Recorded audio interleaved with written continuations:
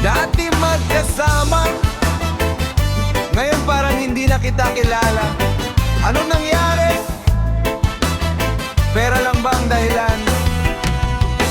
Dati simple ka lang, marunong makisama. Ngayon puro yabang na ang dala-dala. Nung wala ka pa, lahat ay kaibigan. Pero nang umasenso, lumaki ang pagitan. Nakalimutan mo ang mga taong tumulong nung ikaw ay hirap at halos walang baon. Ngayon puro ka flex, puro ka pakitang tao. Kala mo naman pera mo'y dadalhin hanggang hukay mo.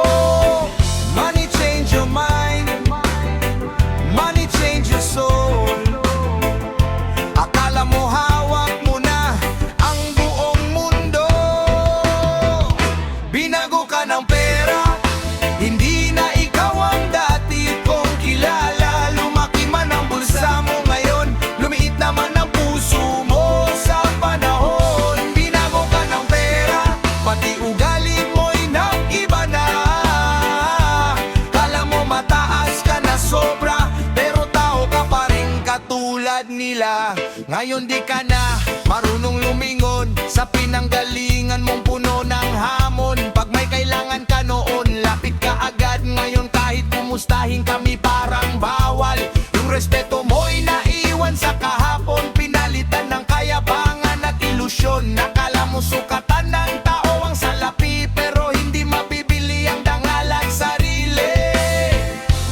Too much pride, too much ego. Nakalimutan mo na kung sino ka noon.